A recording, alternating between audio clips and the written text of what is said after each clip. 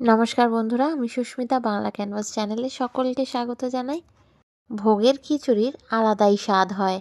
রেসিপিটা তৈরি করতে গেলে জলের পরিমাণ কতটা বা ডাল কতটা দেবেন বা চালের পরিমাপটাই কত বা কী মশলা দিলে এর টেস্টটা হবে একদম লাজবাব, সেটাই আপনাদের সাথে আজকে শেয়ার করব।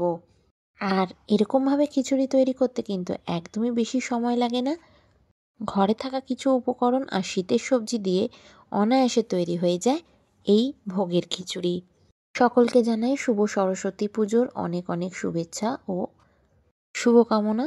সরস্বতী পুজোর দিন খিচুড়ি খাবো না বা খিচুড়ি তৈরি হবে না তা তো হতেই পারে না। তো চলুন দেখে নেওয়া যাক আজকের এই রেসিপিটি।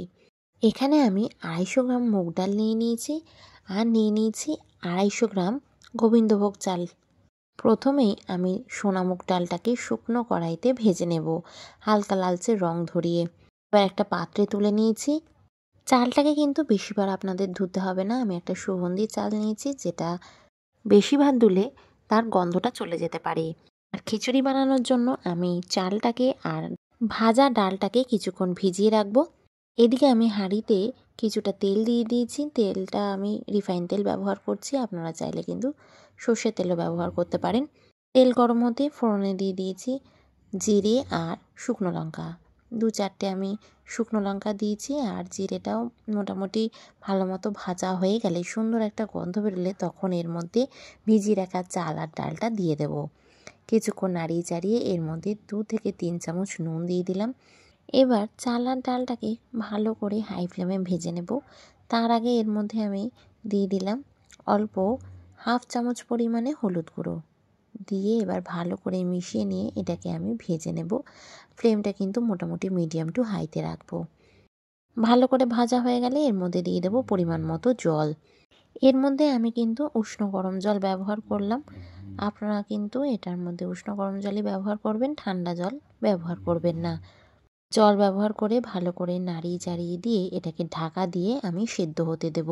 ওদিকে চাল আর ডালটা সেদ্ধ হচ্ছে, এদিকে কড়াইতে আমি তেল দিয়ে কিছু বড় বড় করে ফুলকপি কেটে নিয়েছিলাম, সেটাকেই ভেজে নিচ্ছি। অল্প নুন আর হলুদ দিয়ে এটাকে ভালো করে লো টু মিডিয়াম ফ্লেমে আমি ভেজে নেব।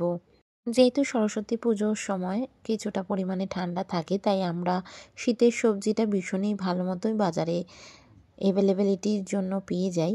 ফুলকপি শীতের সময় ভালোই লাগে খিচুড়িতে দিলে। তো খিচুড়িতে অবশ্যই আপনারা এরকম শীতের সবজির মধ্যে ফুলকপি, মটরশুঁটি, গাজর, বিনস এগুলো দিতেই পারেন। ফুলকপি ভাজা হয়ে গেছে, এবার তুলে নিয়েছি। এর মধ্যে এবার দিয়ে দিলাম আমি কাঁচা লঙ্কা, আদা আর টমেটো। আর এগুলো ভাজার সময় আমি দিয়ে দিয়েছি পরিমাণ মতো নুন, যাতে টমেটোটা ভালো মতো নরম হয়ে যায়। আর দিয়ে দিচ্ছি এখানে 1/2 টিস্পুন মতো ধনে গুঁড়ো। এবার আবারও ভালো করে মশলাটা দিয়ে সমস্তটা আমি কষিয়ে নিচ্ছি। ভাজার সময় সামান্য পরিমাণে একটু জল দিয়ে দিলাম। ফ্লেমটাকে লোতে রেখেই মশলাটাকে খুব ভালো করে কষিয়ে নিয়েছি। এর মধ্যে একটা জিনিস মিস হয়ে গেছিলো, সেটা অ্যাড করে দিলাম, সেটা হচ্ছে তেজপাতা। আর দিয়ে দিচ্ছি এর মধ্যে কোড়ানো নারকেল। নারকেল কোড়াটা কিন্তু অবশ্যই দেবেন। নারকেল কোড়া না থাকলে আপনারা নারকেল একদম ছোট ছোট করে টুকরো করে কেটেও দিতে পারেন। এতে করে নারকেল মুখে পড়লে খিচুড়িতে কিন্তু দারুণ স্বাদ লাগে। আদাটা আমি টুকরো করে দিয়েছি, একদম ছোট ছোট পিস করে নিয়েছি। আর লঙ্কাটা মাঝখান থেকে ফাটিয়ে দিয়েছি। আপনারা ইচ্ছা করলে এর মধ্যে আদা আর কাঁচা লঙ্কার পেস্টও দিতে পারেন। এদিকে খিচুড়িটা হয়ে গেছে, মোটামুটি চাল আর ডালটা সেদ্ধ হয়ে গেছে। তার মধ্যে ভেজে রাখা ফুলকপিটাও দিয়ে দিলাম। আর যে ফোড়নটা রেডি করলাম মশলাটা, সেটাও কিন্তু অ্যাড করে দিলাম। সাথে শীতের সবজি মটরশুঁটিটা দিয়ে দিলাম। সব কিছু দিয়ে এইভাবে ভালো করে মিশিয়ে নিচ্ছি। মোটামুটি হয়েই এসছে। এবার চাল আর ডাল একদমই মোটামুটি নরম হয়ে যাবে। ডালটা একটুখানি নরম হতে বাকি আছে, আর একটু নাড়িয়ে চাড়িয়ে দিলাম। আর দিয়ে দিচ্ছি স্বাদ মতো চিনি। এবার ঢাকা দিয়ে আরও কিছুক্ষণ রাখতে হবে। চিনিটা কিন্তু আমার মনে হয় অবশ্যই দিতে হবে, কারণ খিচুড়িতে চিনি না দিলে টেস্টটা ব্যালেন্সে আসে না। আপনারা খিচুড়ির সাথে কী খেতে ভালোবাসেন আমাকে কিন্তু কমেন্টসে জানাতে একদম ভুলবেন না। আলু ভাজা খেতে ভালোবাসেন নাকি বেগুনি খেতে ভালোবাসেন, বাঁধাকপি না লাবড়া, সেটা কিন্তু কমেন্টসে জানাতে একদম ভুলবেন না। আমরা অবশ্য বেগুনি তৈরি করেছিলাম। আমাদের খিচুড়ি কিন্তু একদম রেডি। এর মধ্যে দিয়ে দিলাম অল্প পরিমাণে গরম মশলা গুঁড়ো আর ঘি। আপনারা চাইলে ভাজা মশলাও দিতে পারেন, কিন্তু আমি এখানে গরম মশলাটাই প্রেফার করলাম। অবশ্যই কিন্তু খিচুড়িতে শেষে ঘিটা অ্যাড করবেন। খিচুড়িতে ঘিয়ের গন্ধটা কিন্তু দারুণ লাগে। ঘি খিচুড়ির গন্ধটাকে আরও দ্বিগুণ বাড়িয়ে দেয়।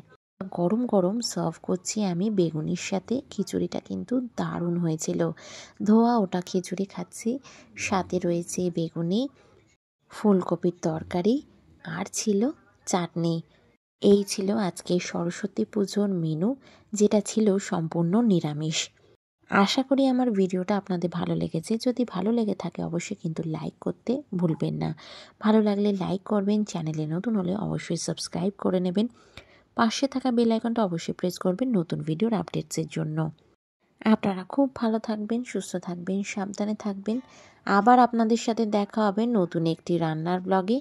আজ এই পর্যন্তই। টাটা।